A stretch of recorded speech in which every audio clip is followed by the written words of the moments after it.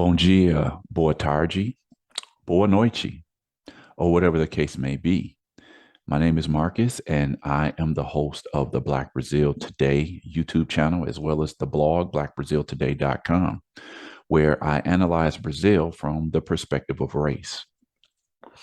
Now, today I want to cover a story that most of you probably know about it by now.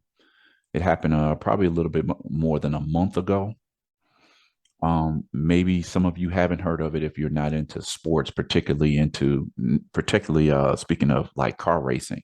I've never been a really big fan of car racing really since I was a kid, but um, even when you're analyzing sports, you see how the issue of race can, cut across lines of sports also. So this is not a story I probably wouldn't even be covering it because, to be honest with you, I haven't followed a whole lot of sports, I'd say in at least the last decade. But when these type of stories pop up, it's like you have to give them an analysis because, it speaks to what's my main issue, which is analyzing Brazil from the perspective of race. So this is a story involving a couple of race drivers here. One of them being the champion, the current champion, Lewis Hamilton. And like I said, as I'm not a big racing fan, I don't know everything about Lewis Hamilton, but I know that in the media, people love Lewis Hamilton, particularly Black people who like to see achievements in, various sports. I can just, when I think of people like Lewis Hamilton, I just think about the barriers that have been broken. Of course, people are familiar with Black athletes in sports, basketball, football, baseball, the world of soccer.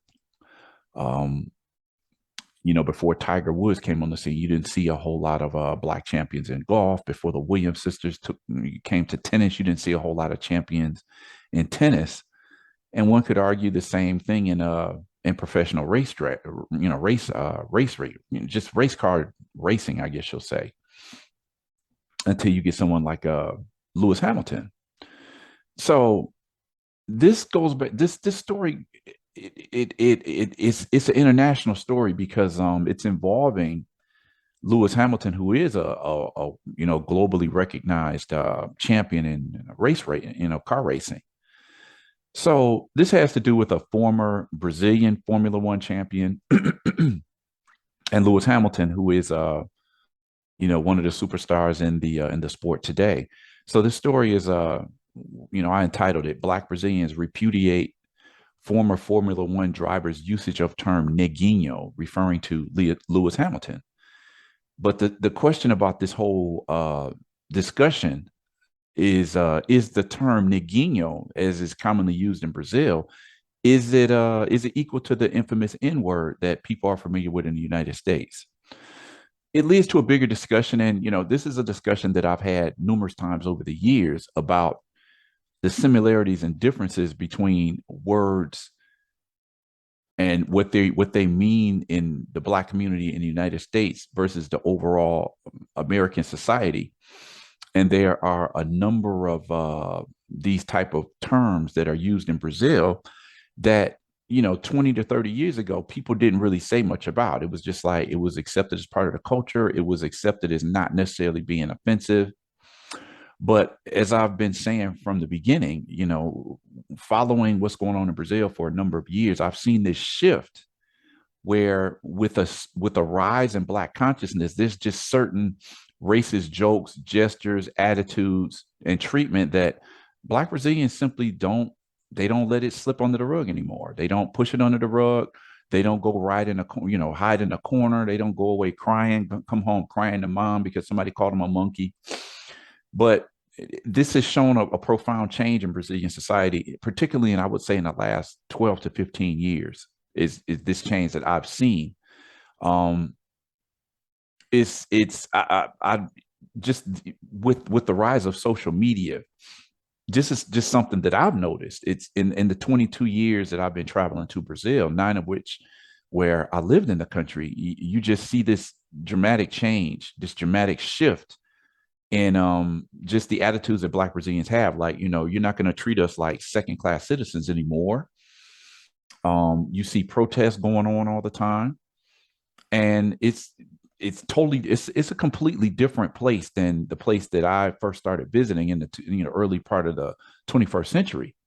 There were often times when I would see stories coming out of Brazil or witness certain things and just wonder to myself as an African American, how is it that this type of treatment just goes by and nobody really does anything about it? Some years ago, I remember I had discovered how this thing of blackface, people were using blackface in Brazil. And I'm like, well, what's going on here? How come nobody has said anything about this? And I remember there was a prominent lawyer, a prominent Afro-Brazilian lawyer who I contacted at the time and just asked him about it because it was a carnival group in this city. I think it was in the city of Niterói, which is a city across the bridge from the city of Rio de Janeiro. Both cities are located in Rio de Janeiro state. And I asked him about this, and he says, yeah, it's just kind of a joke. Ha ha ha. People put on blackface and, people just kind of, people just let it slide. No big deal. It wasn't until maybe, oh, wow, I want to say maybe 3 or 4 years later that the question of blackface became an issue. Whereas before it was just nobody really said anything. Of course, we know that blackface has been something that's been considered racist in the United States for decades, to the point, there were protests to get that type of depictions of black people off of the air.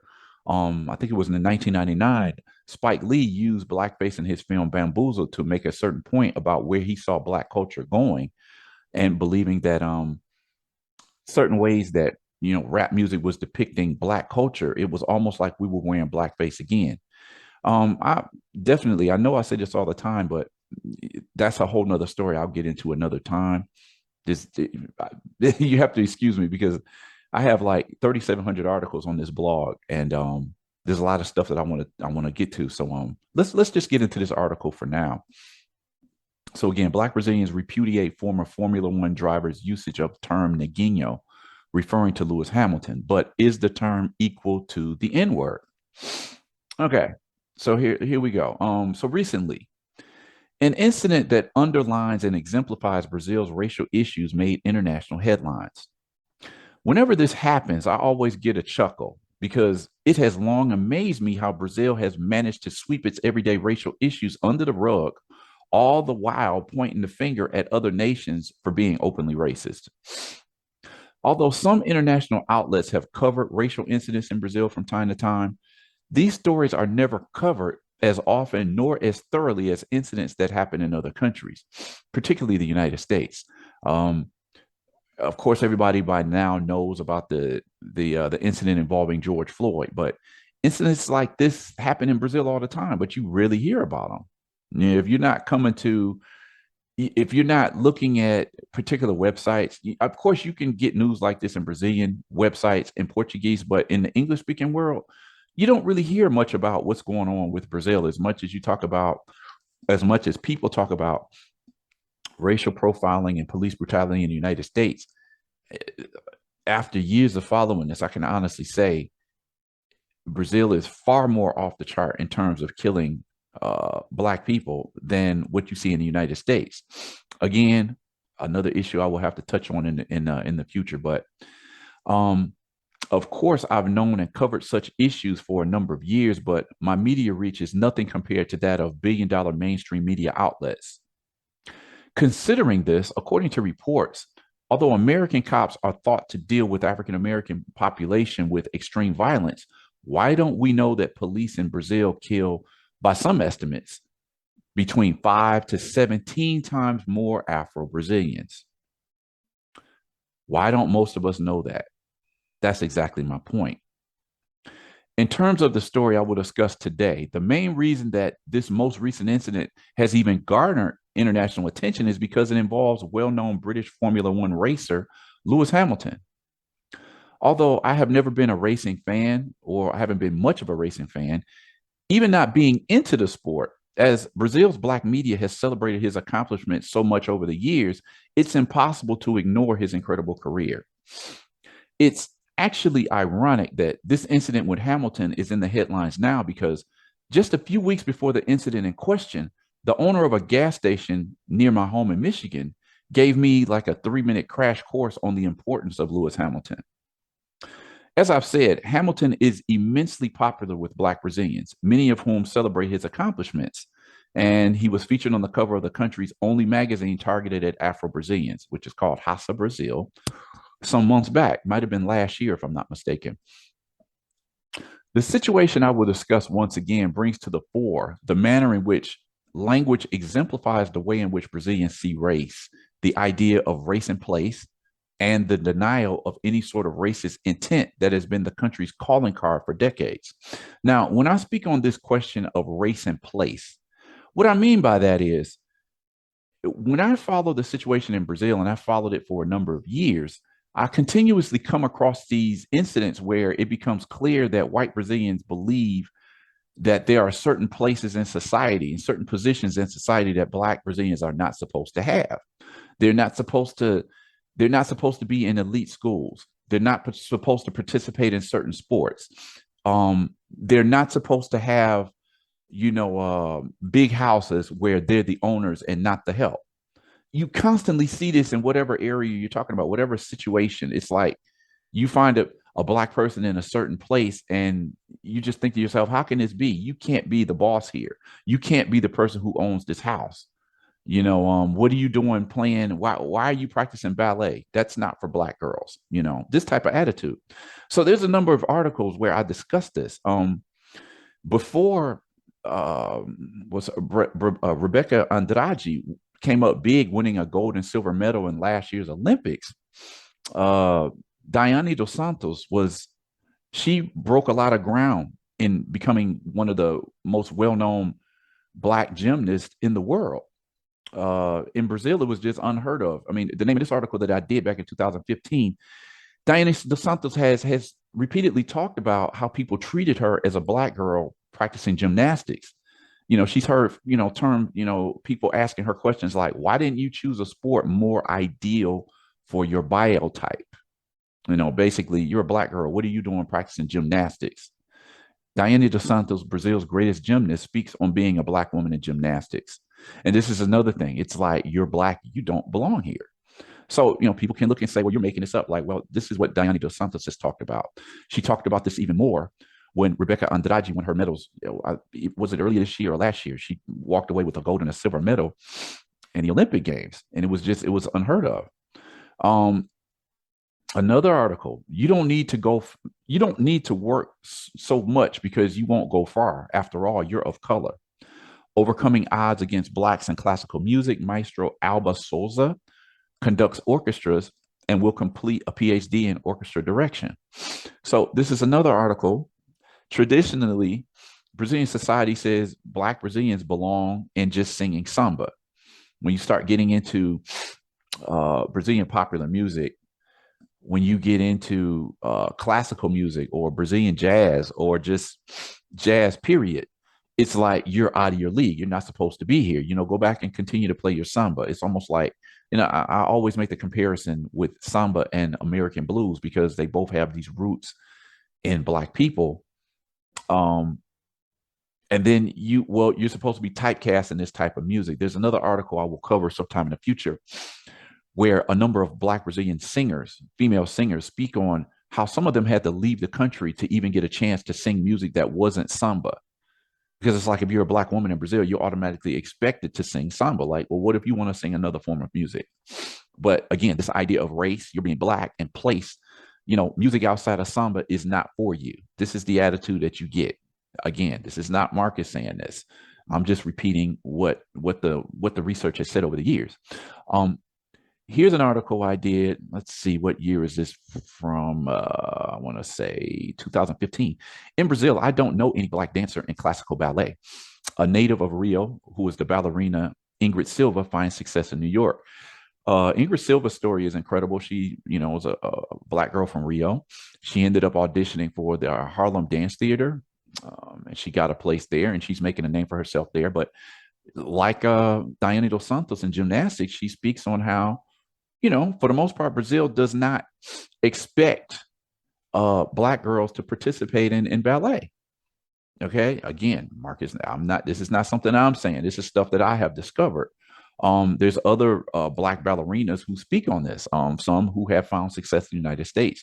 One of my articles talks about how it seems that there's more opportunity for black girls who want to dance ballet outside of Brazil rather inside of the country. Intriguing. Let me see here. In this particular article, we'll see if it's going to come up. People are not used to seeing blacks in chic restaurants and cool places. In an interview, veteran journalist discusses race and place in Brazil. And this is an article talking to Gloria Maria. She's probably the most well-known black female journalist in the country. Gloria Maria was doing things, 30 and 40 years ago that was just unheard of for a black woman journalist. Brazil does not have an equivalent to, say, an Oprah Winfrey, a billionaire, black female but media mogul rather. And if there was the closest thing they would come to that, I would say would be somebody like Gloria Maria because her accomplishments have been enormous over the years.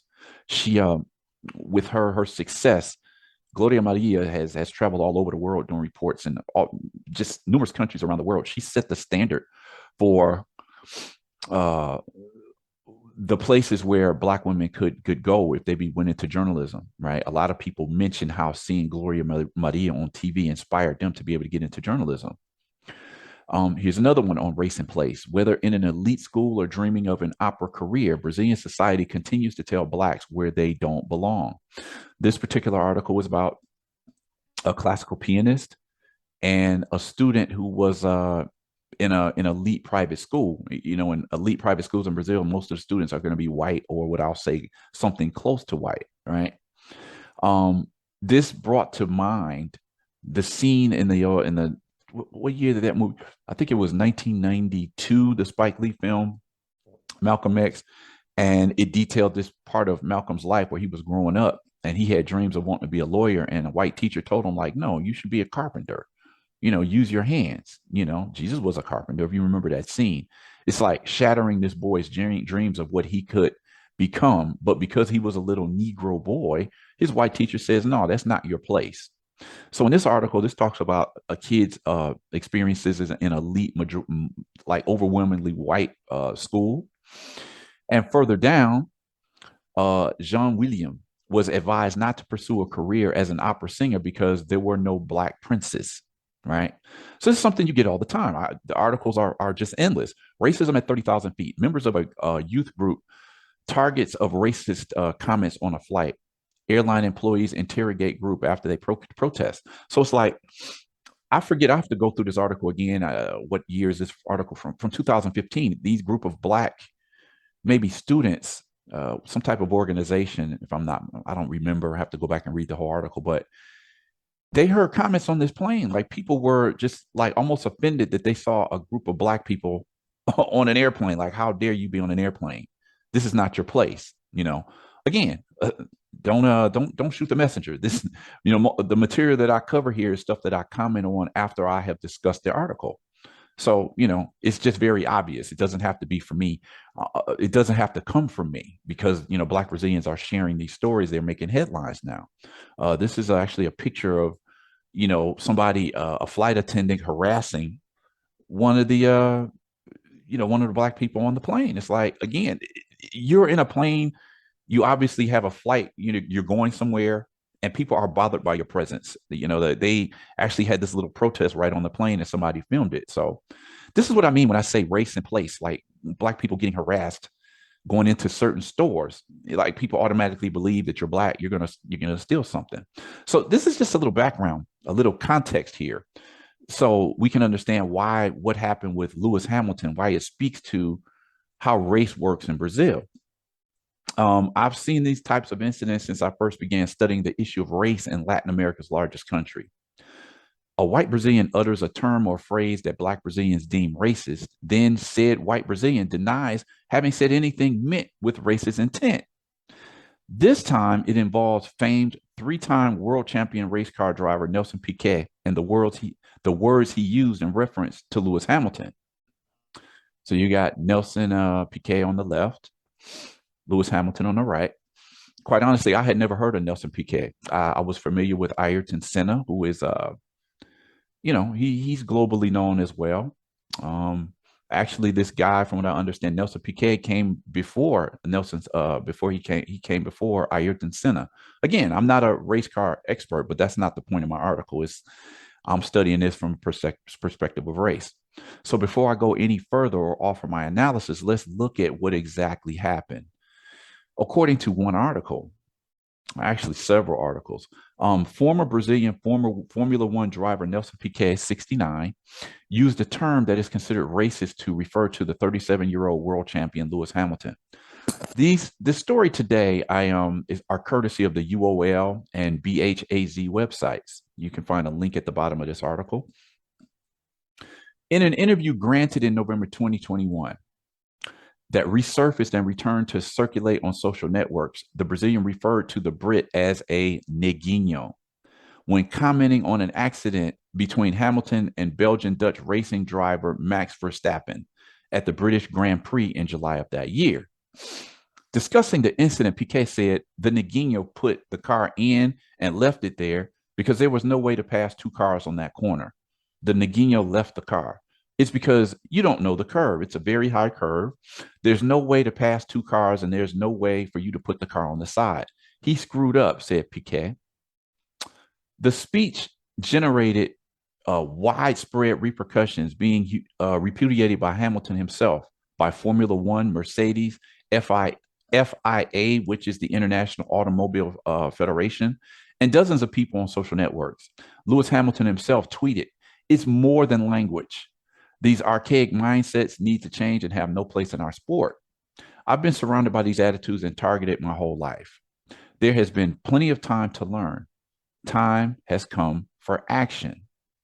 Discriminatory or racist language is unacceptable in any form and has no place in society," read a Formula One statement posted on an official account on the social network. Officials from Formula One issued a statement also repudiating Piquet's comment. Lewis is an amazing ambassador for our sport and deserves respect. His tireless efforts to increase diversity and inclusion are a lesson for many and something we are committed to in F1, completed the official representation of the sport. In the midst of the repudiation and harsh criticism of Piquet, people connected to the right of the political spectrum began to question whether the use of the word neguinho by the former champion was in fact racist. Another aspect of this whole discussion is the fact that Piquet is an open supporter of extreme right-leaning current President Jair Bolsonaro, while Hamilton is seen as a phenomenon of sympathy and social engagement, whose popularity can only be compared to that of the late Brazilian Formula One champion, Ayrton Senna. Piquet's supporters also criticized the repercussions of the case in the international press, which translated the expression neguinho as equivalent to an English expression of strong racist connotation, whose use is currently considered socially unacceptable, the so-called N-word, as they say today in English-speaking countries to avoid actually saying the word. Faced with the discussion, 3 experts were consulted that explained why the use of the word neguinho as used by Piquet was considered racist. Now, understand in Brazilian Portuguese, when you hear the ending of a word with the suffix inho, it just means something small. So in this this fashion, neguinho is supposed to literally mean like little black guy, right? But for some people, as I'm saying, 20, 25, 30 years ago, it wasn't necessarily seen as a racist term. But with the rise of Black consciousness, a lot of Black people are offended by this term, if not used within their own community. Like Black people refer to each other as neguinho in the case of a man, or neguinha in the case of a female. But increasingly, Black Brazilians are rejecting being referred to with this term from people outside of their community. The use of the word neguinho is a common form of racism in Brazil because it is used in particular to highlight something wrong that someone thinks they did, as someone who says that such a person could only have done that because they are Black, observes Thiago Amparo, a professor at the Getulio Vargas Foundation in Sao Paulo. There's also there's several different racist phrases you could you could come up with when talking about just phrases, terms, and sayings that you have in Brazil that people have said for years, and Black people never checked them about it. Of course, that's a little bit different now, But for example, the famous phrase that says, "Oh, it had to be a black," only a black guy could do something like that. You know, uh, there's another famous phrase that says, if a black doesn't defecate on his way in, he defecates on the way out, and on and on. There's been numerous articles about these racist phrases that are part of everyday Brazilian life, and nobody ever questioned it until recently. Okay. An example of this is the well-known phrase in Brazilian Portuguese, "it had to be a black." For amparo, quote, "it is a word that in the diminutive and in the context serves to paternalistically reduce black people to intellectually inferior," unquote. Daniela Gomez is a professor of African diaspora studies at San Diego State University in the US, and she has a similar understanding, saying, Brazilian racism is differentiated. It is a racism considered veiled, although not at all veiled. Excuse me, but that's something that I totally agree with. Brazil it's always been said that racism in Brazil is veiled, it's hidden. But when you read some of the things that people say, the gestures they make, the reactions they have, it's like, what do you consider veiled about that when it's like blatantly racist gestures and phrases and sentences, insults, etc. Continuing, but it has intonations. And there, what we saw is Piquet using an intonation in the diminutive, but that was not an intonation of affection, but of contempt, says Gomez. The issue there is the disdain with which he addressed a pilot who is someone of the same professional category as him. Lewis Hamilton has a name and is no personal friend of Piquet's. In our Brazilian racism, it was a way to inferiorize him, to treat him as if he were a boy, unquote. For Daniel Teixeira, a lawyer and director of the CERT, the Center of Studies of Labor Relations and Inequalities, Piquet's comment is a product of structural racism, a set of institutional practices and social, economic, and political relations that privilege one ethnic group over another, perpetuating inequalities. Due to the structural racism in our society, it is difficult for white people to see black people in an equal position. Again, this idea of race and place. As Hamilton himself said, it's not just about language, but the mentality behind it. To reduce a person to the color of their skin, says Teixeira. Piquet wouldn't do that to a white person. This is the issue that matters and that demonstrates structural racism in Brazilian society. He would not refer to Verstappen as branquinho, meaning loosely whitey, reducing a person, a trajectory, a story to the color of the skin as the organization's director. Amparo, how they would say it in Brazil, Amparo, Gomes, and Teixeira agree that the word neguinho in Portuguese doesn't have quite the same weight as the word considered offensive in English, the infamous N word.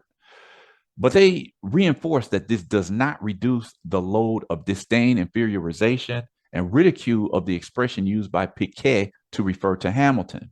The N word was used in the United States by slave owners as a form of diminution. Before slavery, we were Africans of different ethnicities. When slavery begins, duality begins. Whites read themselves as whites and read us as the opposite, so we become black.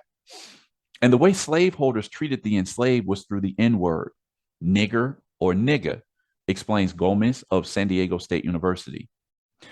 When slavery and segregation end, the black population undergoes a series of political changes.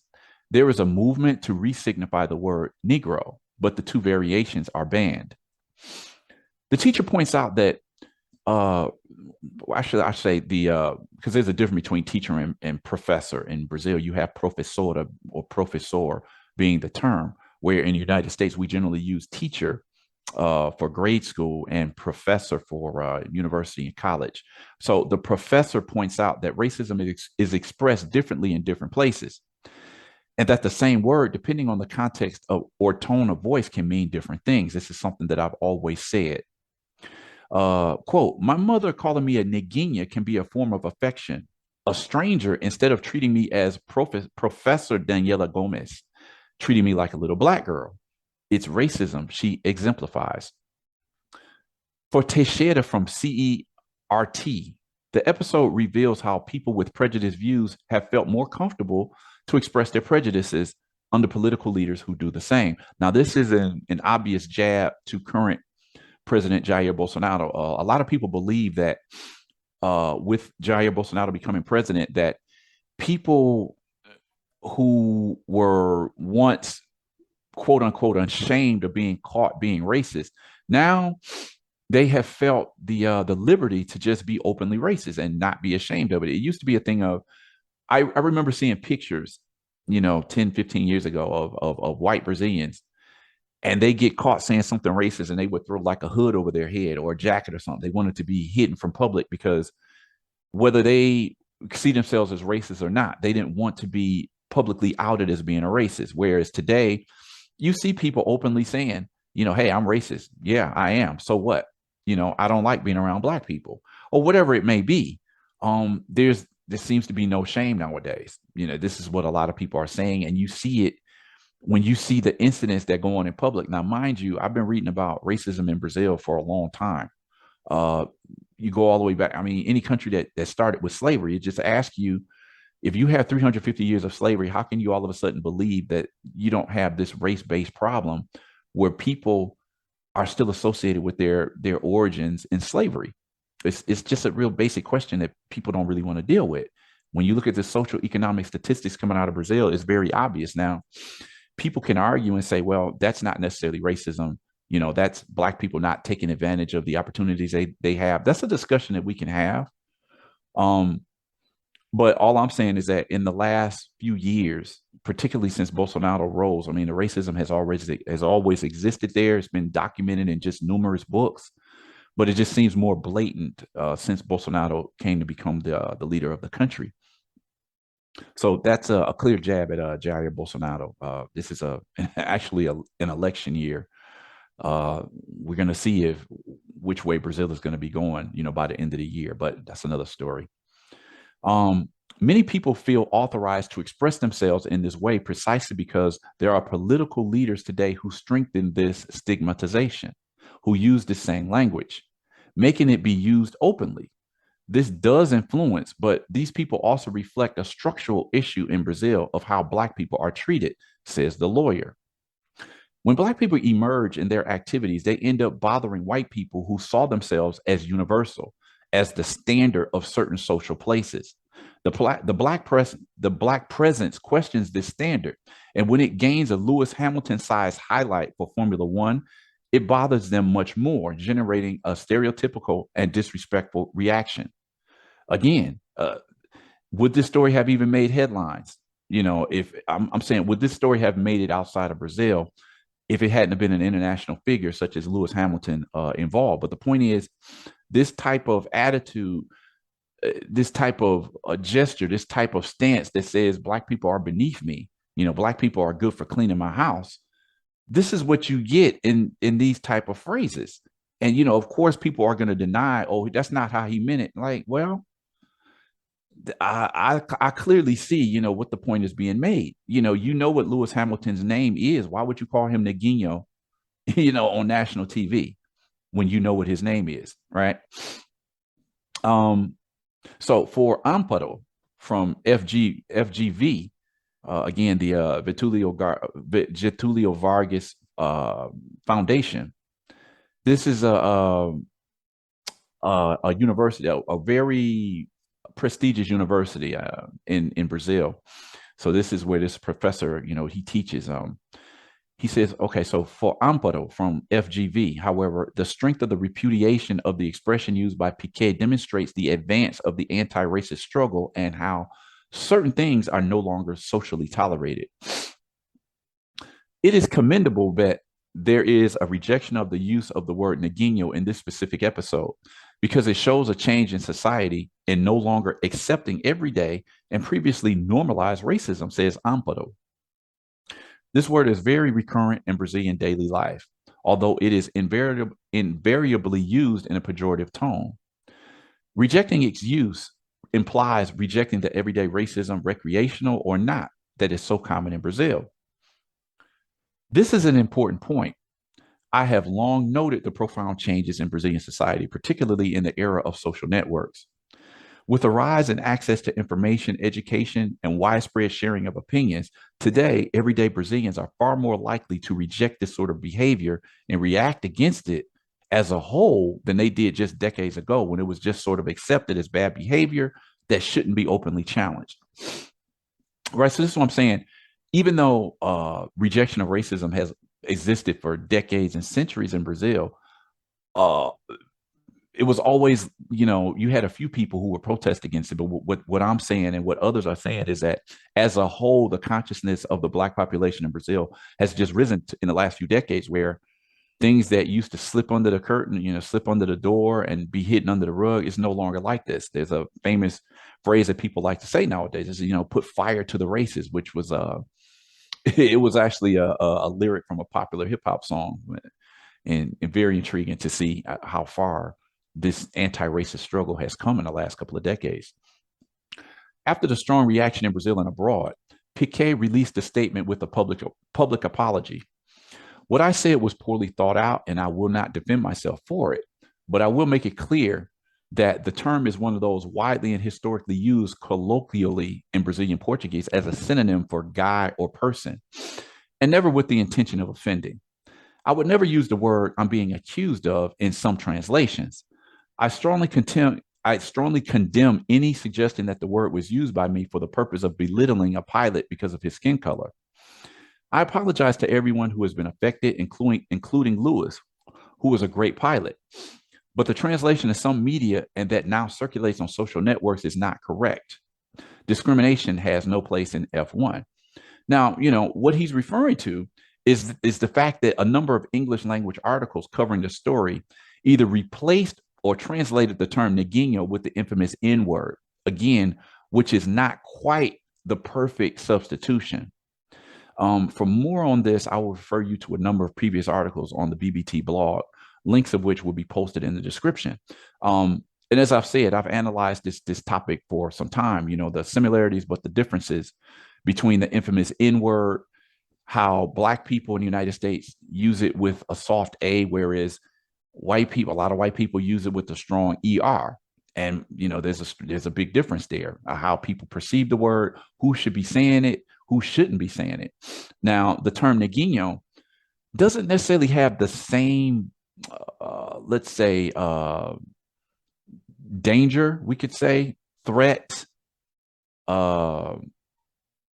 We could say we go back in history and we see that, Black men and women being beaten and killed, being lynched with the N word, with the strong ER on the end. So you don't really find the same connection with the word neguinho in Portuguese, neguinho being masculine or neguinha being feminine. But in some ways, you do find the word being used as an insult depending on the situation and by the person who says it. As for years, as for her views on the topic, the writer Gabrielle Nascimento, who is a PhD in letters from the University of Sao Paulo and a professor at the Federal University of Southern Bahia, explains that words serve hierarchical systems, including racial hierarchies structured by racism. Nascimento states that the term neguinho, which is commonly used within Brazil's Black community to show affection, does not always have racist intentions.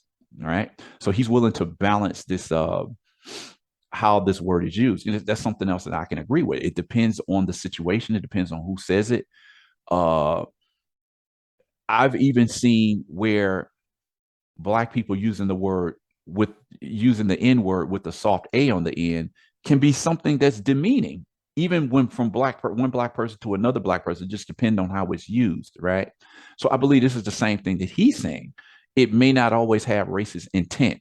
Now, with the United States, I think it's a little bit more clear because it's just Black people still don't really accept the idea of white people using the word, whether it's with ER or A, right? Whereas in Brazil, you still have people who don't necessarily have a problem with anybody saying the word. It depends on the relationship and the situation. There's clearly times when it sounds like an insult, and there's times when it sounds like a racial insult, all right? Or there's times when it sounds like a racial insult, or it sounds like it could be a term more of an affectionate meaning. So, but when it comes to public Black people who have managed to conquer very important spaces in life, these terms serve to reduce people. Thus, the same term can have different meanings depending on the context and intentions of those who use it. Piquet's response was a direct criticism of Lewis Hamilton's actions. So there was no intention to praise or show affection for the athlete. The expert says that the term used is indexing, which means the same as putting the meaning into the context. That is, a word will have a different meaning to each context of the dialogue. The word neguinho in professional environments and in that context of the interview serves to inferiorize the status of the person, the condition of human being. Lewis Hamilton is a young activist who identifies with the most diverse issues and causes, such as ecological and racial. Referring to him as a neguinho is racism because he no longer has a name. In 2019, Gabriel Nascimento released the book Racismo Linguístico, which means linguistic racism, the result of his research on the complexities of language that establish structures of racial inequalities. That's a cover of the book. Really important figure in Brazilian history. Have to get into that. This is something that you'll see in a lot of Black history reports about slavery. And really, this character is known as Anastasia. I have to get into that another time, but very important story behind this this image. Linguistic racism is a theoretical platform to understand how language is associated with certain profiles of racialization. Despite supporting Hamilton, Gabriel Nascimento makes a reservation about the response given by the champion through social networks. I think Hamilton is rather elegant. This Piquet mentality is not very archaic. It's very modern because racism is modern. But I understand his discursive artifice, he says. Despite the struggle of Black communities and adherents of much of society that came to understand racism and its penetration in the most diverse spheres of life, including language, denialist positions and delegitimization of these claims are still present in Brazilian society, especially in a Brazil governed by a president who has already compared Black people to animals, suggesting that quilombolas being inhabitants of quilombos or the remaining maroon societies that you find throughout the country. So he suggests that quilombolas should be weighed, are weighed in arrobas. And arroba is a unit of measurement that you use to measure like animals and or maybe plants. And it can be loosely translated as something like bushel. So president, at the time, he was a candidate for the presidency, and he talked about visiting this quilombo and just talking about, these people don't weigh X amount of arrobas. It was like you use a arroba to measure the weight of animals or plants or whatever. And here he is using the term to refer to people, mostly Black people on these quilombos, right? Now, if this were all that could be said, on this topic, it would be enough. But to further exemplify the ways that Brazil continues to deny or even consider that something could or should be considered racist, check out what one journalist had to say on the topic. Sharing her views on the controversy during the Jovem Pan morning show, program commentator Zoe Martinez cited well-known singer Neguinho da Beija-Flor to defend that the term neguinho doesn't have a racist connotation. On the program, participants debated whether using the term neguinho in reference to Hamilton was actually racist. Asked if the episode would be derived from structural racism in the country, Martinez countered, "So, Neguinho da Beija-Flor is also racist, right? And see that he is black, that in the darkness, we only see his gums." Okay, that's not racist, right? And he's very proud to be Black, the color of his skin, so much so that his name is Luis Antonio or something like that. And he is known as Neguinho da Beija-Flor because he is proud of his race. What's the problem? She added. Well, if I may respond, as I have in previous articles on this topic, the problem is that there are a number of terms that we can use every day that could be received differently depending on the term, the situation, who says the term, and who the term is said to. We all know what the letters NWA mean, and while members of that infamous rap group may refer to themselves in this manner, If the term is uttered by white cops who have a history of brutalizing the black population, the meanings are completely different. Now, this is a picture of well-known samba singer, a well-known carnival figure, Neguinho da Beija-Flor. So this is what this commentator is saying. Well, Neguinho, he calls himself, obviously this is not his real name. Forget his full name, but it's like Luis Antonio something. Um, but that's his stage name, Neguinho da Beija-Flor. So she's arguing, well, he calls himself Neguinho. What's the problem if we use it, right? I would argue the same in the case of Neguinho da Beija-Flor. The singer has spoken and about his own experiences with Brazilian racism. And if he were to get pulled over, violently frisked, treated roughly by police, all the while being called Neguinho, he would surely interpret the usage of the term differently, even though it is his actual stage name. This is the point that I'm making. Similarly, I note that LGBT community may not approve of being referred to with certain expressions from people outside of their community. The F word, for example. But then the same people may use the term with each other, and that's perfectly acceptable. I've heard women use the B word in reference to each other, but they may reject it when men refer to them with the same word. A man may not mind his wife referring to him as sweetheart or honey, but he may reject hearing it from another man. Again, it depends on how these terms are used, by whom, the context, and the intonation. So Nelson Piquet and Zoe Martinez, or anyone else that doesn't get that, that is the problem. So I'm going to end this report here. As I've said, if you want to get more background on this whole discussion of neguinho or how it relates to the N word in the United States, definitely check out other articles on the blackbraziltoday.com blog. Like I said, you have about 3,700 articles to choose from. I've been covering these issues since about 2011 online specifically. I've written about Brazil, previously on other websites before 2011, but this is a blog that I've maintained for about almost 11 years now. So with that said, if you got something out of this article, if it brought more understanding to this situation between, the retired Brazilian race car driver and Lewis Hamilton, if you liked it, if you learned something, definitely give me a thumbs up. Consider subscribing to the channel if you are interested in learning more about Brazil from the perspective of race.